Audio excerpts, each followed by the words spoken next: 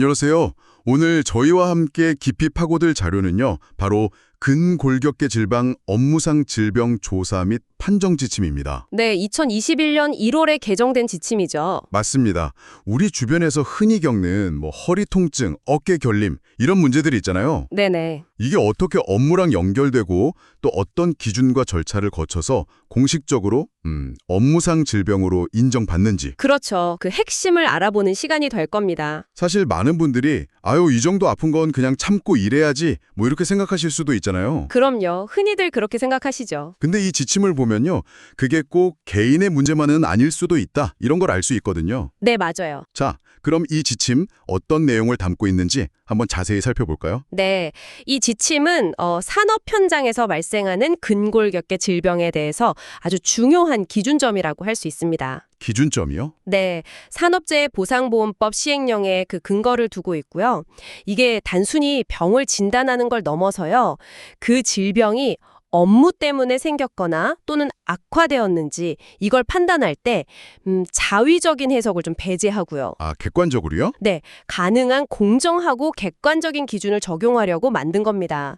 그러니까 일종의 법적 구속력을 갖는 절차적 기준인 셈이죠. 아하, 법적 기준에 따라 공정성과 객관성을 확보하려는 목적이군요. 그럼 가장 기본적인 질문부터 시작해보죠. 네, 이 지침에서 말하는 근골격계 질병, 이게 정확히 뭔가요?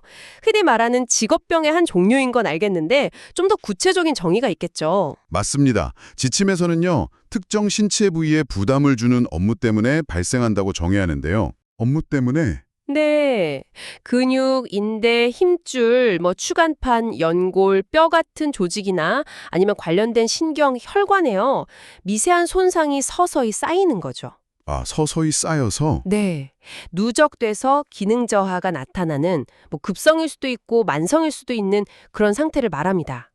여기서 중요한 건 업무로 인한 부담 그리고 누적된 손상, 이 두 가지 개념이에요. 아, 그러니까 한 번의 큰 사고보다는 반복적인 동작이라든가 아니면 좀 안 좋은 자세로 오래 일하는 것. 그렇죠. 그런 게 쌓여서 문제가 되는 경우가 많다는 거군요. 바로 그겁니다. 그리고 이 질병의 특성상 몇 가지 좀 주목할 부분이 더 있는데요. 어떤 것들이 있을까요? 이게 한 부위에만 딱 생기는 게 아니고요. 여러 부위에 동시에 문제가 생길 수도 있거든요. 여러 군데에 동시에도요? 네, 그리고 또 엑스레이나 MRI 같은 영상 검사 결과로는 특별한 이상이 없어 보이는데 네. 근데 본인은 상당히 통증이나 불편함을 느끼는 경우가 적지 않아요. 그러니까 객관적인 소견하고 주관적인 증상이 좀 안 맞는 거죠. 아, 검사 결과는 괜찮은데 나는 아프다 이런 경우군요. 네. 게다가 나이라든가 개인적인 생활 습관, 또 과거 병력 같은 직업 외적인 요인도 영향을 미칠 수 있거든요. 그렇죠. 그래서 원인을 명확히 규명하는 게 이게 상당히 복잡할 수 있습니다. 아, 객관적인 검사 결과랑 또 실제 느끼는 증상이 다를 수도 있고 개인적인 요인까지 얽혀 있으니까 네네. 이게 원인 찾기가 복잡하다는 말씀이시군요. 듣고 보니 정말 간단한 문제가 아니네요. 네, 맞습니다. 그럼 구체적으로 어떤 질병들이 이 지침의 대상이 될 수 있을까요? 우리가 흔히 아는 그런 질병들이 포함되겠죠? 네, 그럼요. 지침에는 각 신체 부위별로 해당될 수 있는 질병명이 아주 상세하게 나와 있습니다. 예를 들면 어떤 게 있을까요? 예를 들어서 손목 쪽이면요. 팔목 터널 증후군, 흔히 손목 터널 증후군이라고 하잖아요. 네, 많이 들어봤어요. G50.0. 네, 그 코드 G50.0이고요. 어깨 같은 경우는 어깨 회전 근개 증후군 M51.14. 흔히 회전 근개가 파열됐다, 염증이 있다 하는 게 여기 해당되고요. 아, 회전근개. 그것도 많이 듣죠? 네, 허리 쪽으로는 많은 분들이 아시는 요추 추간판 탈출증 M51.2. 아, 허리 디스크. M51.2. 네, 바로 허리 디스크가 대표적입니다. 여기에 쓰는 G56.0, M75.14, M51.2 이런 코드가 바로 한국 표준 질병 사인 분류 KCD 코드인데요. 진단명을 표준화하려고 쓰는 거죠. 아, KCD 코드는 질병을 딱 표준화해서 관리하려고 쓰는 거군요. 네, 그렇습니다. 방금 말씀하신 질병들, 정말 주변에서 흔히 들을 수 있는 것들이네요. 그렇죠. 이런 익숙한 질병들도 이게 업무 때문에 생긴 건지 아닌지 판단하는 구체적인 기준이 있다는 거, 이게 중요한 포인트 같아요. 맞습니다. 중요한 건 바로 이 지침이 그 업무 관련성을 어떻게 평가할 거냐, 여기에 대한 구체적인 방법론하고 절차를 제공한다는 점이에요. 아, 방법론과 절차. 네, 그냥 병이 있다는 사실만으로는 좀 부족하고요. 그 병이 업무랑 얼마나 관련이 있는지 이걸 따져보는 거죠. 그렇다면 그 업무 관련성을 판단할 때 핵심적으로 고려하는 위험 요인에는 뭐가 있을까요? 어떤 중리의 일이 특히 좀 위험하다고 보는 건가요? 지침에서는 위험 요인에 크게 한 세 가지 차원에서 접견을 합니다. 세 가지요. 네, 첫째는 구조적 요인인데요. 이건 뭐 작업 속도나 업무량에 영향을 미치는 생산 방식, 노동 강도 이런 걸 의미해요. 개인의 자세뿐만 아니라 시스템 자체를 보는 거군요. 그렇죠. 작업 환경을 만드는 시스템 자체를 보는 거고요. 둘째는 작업 관련 요인인데 이게 가장 직접적이죠. 네네. 부적절하거나 좀 부자연스러운 자세, 무리한 힘을 쓰는 거, 빠른 속도로 반복적인 동작을 하는 거, 아니면 신체에 가해지는 진동 같은 거요. 자세, 힘, 반복, 진동. 네. 그리고 셋째는 개인적 요인입니다. 뭐 성별, 나이, 과거 병력, 아니면 흡연이나 운동 같은 생활 습관 같은 것들이죠. 구조적 요인, 작업 관련 요인, 개인적 요인. 이 세 가지가 다 영향을 미치는군요. 네. 그럼 이 요인들이 각각 따로 작용하는 건가요? 아니면 서로 막 영향을 주고받나요? 아주 중요한 질문이신데요. 이 요인들이 서로 복합적으로 작용해서 위험도를 높이는 경우가 많습니다. 복합적으로요? 네, 예를 들면 생산량을 늘리려고 작업 속도를 막 빨리 해요. 이건 구조적 요인이죠. 네. 그럼 노동자가 무리한 힘을 반복적으로 쓰게 될 수 있고요. 이게 작업 관련 요인이죠. 그렇죠. 근데 만약에 그 노동자가 좀 연세가 있으시거나 과거에 관련 병력이 있었다면 이건 개인적 요인이잖아요. 네네. 그럼 질병 발생 위험은 훨씬 커지는 거죠.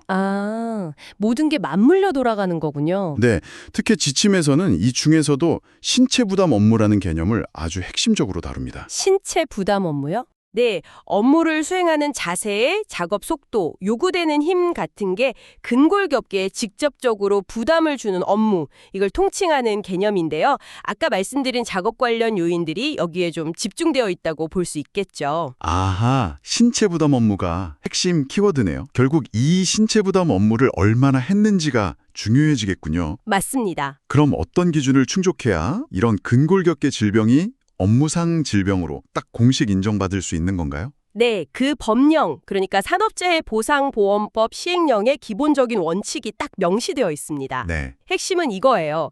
신체 부담 업무를 수행한 경력이 있는 근로자에게 발생하거나 악화된 팔, 다리, 허리 부위의 근골격계 질병, 이건 업무상 질병으로 본다는 겁니다. 경력이 있는 근로자에게 발생하거나 악화된 경우. 네. 단 업무랑 전혀 관련 없는 다른 원인으로 발생했다면 그건 제외되고요. 그렇군요. 그럼 그 신체 부담 업무라는 게 구체적으로 어떤 유형들이 있나요? 한 5가지 정도로 제시되는데요. 첫째, 반복 동작이 많은 업무. 반복, 둘째, 무리한 힘을 써야 하는 업무. 힘, 셋째, 불편하거나 부자연스러운 자세를 계속 유지해야 하는 업무. 자세, 넷째, 몸의 진동이 계속 전달되는 작업을 하는 경우. 진동. 네. 그리고 다섯째는 그 외에도 특정 신체 부위에 부담이 되는 업무. 이렇게 보고 있습니다. 반복, 힘, 자세, 진동 이런 것들이 대표적인 신체 부담 업무군요. 근데 만약에 원래 허리가 좀 안 좋았던 사람이 일을 하다가 더 심해졌어요. 그럼 이건 어떻게 되나요? 그것도 인정될 수 있나요? 네, 바로 그 부분이 중요합니다. 지침에서는 몇 가지 추가적인 인정 기준을 명시하고 있거든요. 어떤 기준들이죠? 첫째는 방금 말씀하신 것처럼 신체 부담 업무 때문에 원래 가지고 있던 질병, 그러니까 기왕증이라고 하죠. 네, 기왕증. 그게 더 나빠진 것이 의학적으로 인정되면 업무상 질병으로 봅니다. 원래 있던 병이 악화된 경우. 네. 둘째는 나이가 들면서 자연스럽게 생기는 퇴행성 변화 있잖아요. 예를 들어 관절이 닳는 것 같은 거요. 네네. 그런 변화가 신체 부담 업무 때문에 그 나이대의 평균적인 속도보다 더 빠르게 진행됐다. 이게 의학적으로 인정될 때도 마찬가지고요. 노화가 가속화된 경우도요? 그렇죠. 셋째는 점진적인 손상 누적뿐만 아니라요. 신체 부담 업무를 하던 중에 갑자기 큰 힘이 가해져서 급성으로 질병이 발생한 경우. 예를 들면요. 예를 들어 무거운 물건을 번쩍 들다가 허리를 삐끗해서 디스크가 터졌다.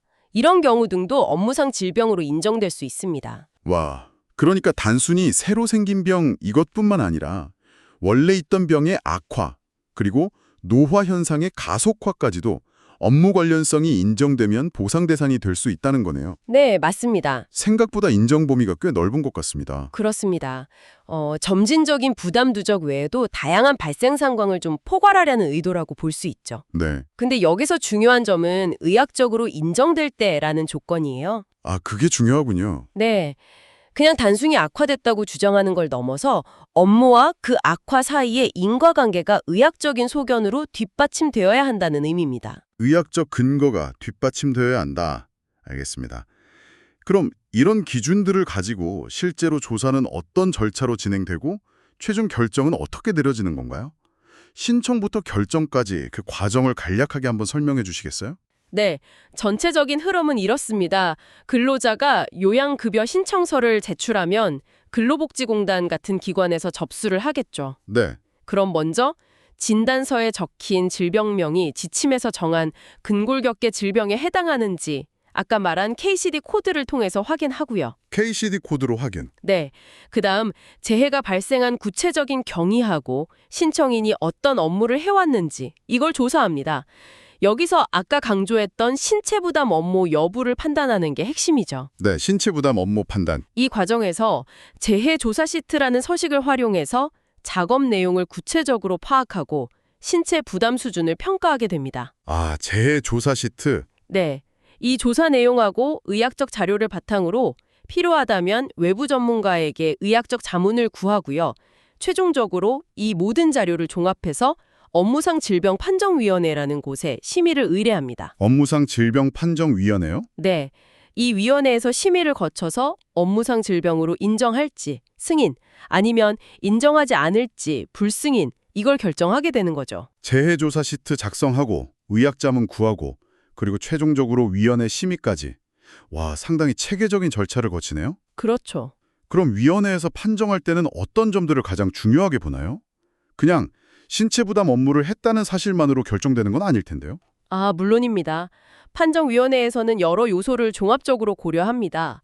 우선 질병 발생이 갑작스러운 사고 때문인지 아니면 신체 부담 업무가 누적된 결과인지 네. 혹은 원래 있던 퇴행성 변화에 사고나 부담 업무가 겹친 건지 이런 발생 유형을 먼저 구분하고요. 발생 유형 구분. 네. 그리고 단순히 업무 경력이 있냐 없냐 이것만이 아니라 실제 수행한 업무의 신체 부담 정도가 얼마나 심했는지 또 얼마나 오랫동안 그런 업무를 했는지 종사기간 아, 기간도 중요하군요. 네, 작업이 계속 지속적이었는지 아니면 가끔씩 했는지 간헐성, 현재 질병 상태는 어떤지 이런 걸 아주 면밀히 따져봅니다. 정말 여러 가지를 보네요. 네. 이때 인간공학 전문가나 산업위생 전문가, 직업환경의학 전문의 같은 이런 전문가들의 의견이 중요한 참고자료로 활용되고요. 전문가 의견도 참고하고요. 네. 특히 중요한 원칙 중 하나는 퇴행성 변화가 있다는 사실만으로 무조건 업무 관련성을 부정해서는 안 된다는 겁니다. 아, 퇴행성 변화가 있다고 바로 안 되는 건 아니다. 그렇죠. 퇴행성 변화가 있더라도 업무 때문에 뚜렷하게 악화되었거나 아니면 자연적인 노화 속도 이상으로 빨라졌다는 의학적 근거가 있다면 업무상 질병으로 인정될 수 있다는 점을 강조하고 있습니다. 퇴행성 변화가 있다고 바로 불승인하는 게 아니라는 점, 이게 중요하군요. 네, 아주 중요합니다. 결국 핵심은 신체 부담 업무가 질병 발생이나 악화에 얼마나 기여했는지를 입증하는 것인데 그 신체 부담 업무는 구체적으로 어떻게 조사하고 평가하는 건가요?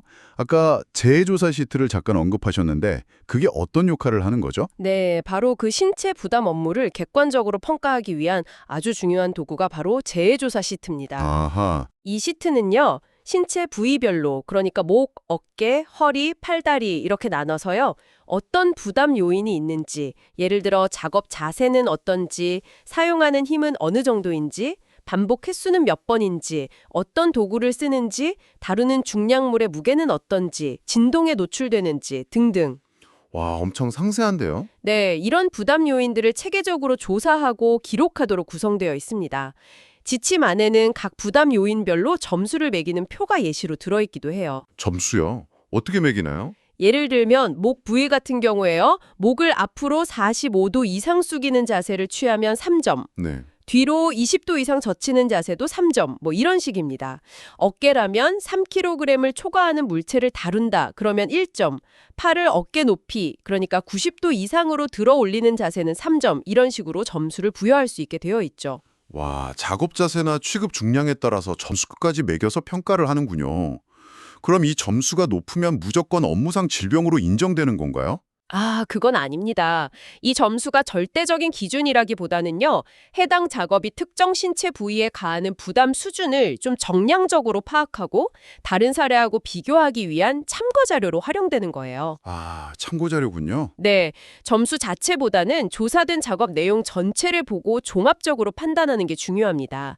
사실 시트 작성 외에도 조사는 훨씬 더 폭넓게 이루어지는데요. 더 있나요? 네, 뭐 출퇴근 기록이나 작업 일지 같은 서류 검토는 기본이고요. 필요하다면 조사자가 직접 작업 현장을 방문해서 근로자가 실제로 어떤 환경에서 어떤 작업을 하는지 관찰하기도 하고요. 직접 현장 조사를요? 네, 동일하거나 유사한 작업을 하는 동료 근로자의 작업 모습이나 작업 과정을 동영상이나 사진으로 기록하기도 합니다. 오, 그리고 근로자 본인, 동료, 뭐 회사 관계자 이런 분들의 진술도 중요한 정보가 되죠. 인터뷰도 하고요. 네, 만약 사업장에서 자체적으로 뭐 유해 요인 조사를 한 자료가 있다면 그것도 당연히 참고하고요. 특히 중요한 것은 직업력 조사인데요. 직업력 조사요? 네, 질병이 발생하기 전 최소 1년 동안 더 거슬러 올라가서는 과거에 어떤 종류의 신체 부담 업무를 얼마나 오랫동안 또 어떤 방식으로 수행해 왔는지를 상세하게 파악하는 것. 이게 업무 관련성 평가의 핵심 근거가 됩니다. 과거 경력까지 다 보는 거군요. 그렇죠. 지침의 별지 3을 보면요. 직업환경의학 전문의가 이런 조사 자료들을 바탕으로 업무 관련성을 어떻게 평가해야 하는지에 대한 구체적인 기준과 절차를 제시하고 있기도 합니다. 와, 정말 다각적이고 세밀한 조사가 이루어지는군요. 단순히 진단서 한 장으로 결정되는 게 아니라는 걸 확실히 알겠습니다. 네, 맞습니다. 자, 오늘 저희가 깊이 파고든 이 근골격계 질병 업무상 질병조사 및 판정 지침 핵심 내용을 다시 한번 짚어볼까요? 네, 좋습니다. 먼저 근골격계 질병의 정의와 특징, 특히 그 누적된 손상과 진단의 복잡성을 살펴봤고요. 네, 다양한 위험 요인 중에서도 신체 부담 업무, 이게 핵심적인 평가 대상이라는 점, 그렇죠. 그게 중요했죠. 그리고 업무상 질병 인정 기준에는 단순히 새로 발병한 경우뿐만 아니라 원래 있던 질병의 악화나 퇴행성 변화의 가속화까지 포함될 수 있다는 점도 확인했습니다. 네, 악화나 가속화도 포함됩니다. 마지막으로 이런 업무 관련성을 판단하기 위해서 재해조사 시트를 활용하고 또 서류 검토, 현장 조사, 관련자 진술, 전문가 의견 등을 종합하는 아주 체계적인 조사 및 판정 절차까지 알아봤습니다. 네, 맞습니다. 이 모든 내용이 청취자 여러분께는 어떤 의미가 있을까요? 아마도 매일 하는 일이 우리 몸 건강과 어떻게 연결될 수 있는지, 그리고 만약 문제가 생겼을 때 어떤 과정을 거쳐서 판단받게 되는지, 이걸 이해하는 데 큰 틀을 제공할 것 같습니다. 맞습니다. 이 지침은 결국 법의 테두리 안에서 최대한 공정하고 객관적으로 업무 관련성을 판단하기 위한 노력의 산물이라고 할 수 있습니다. 네. 하지만 동시에 그 과정이 또 얼마나 복잡하고 어려운지도 보여주는 것 같아요.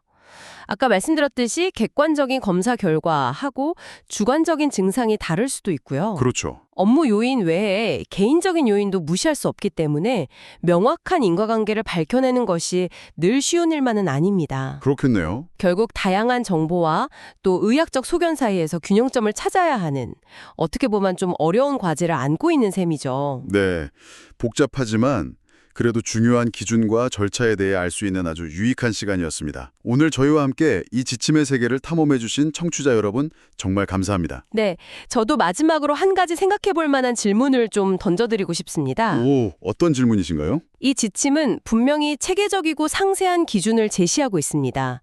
그런데 실제 현장에서 특히 오랜 기간에 걸쳐서 서서히 누적된 부담이라던가 아니면 업무 외적인 요인이 복합적으로 작용한 경우에 과연 그 업무 기여도를 얼마나 정확하게 측정하고 분리해낼 수 있을까요?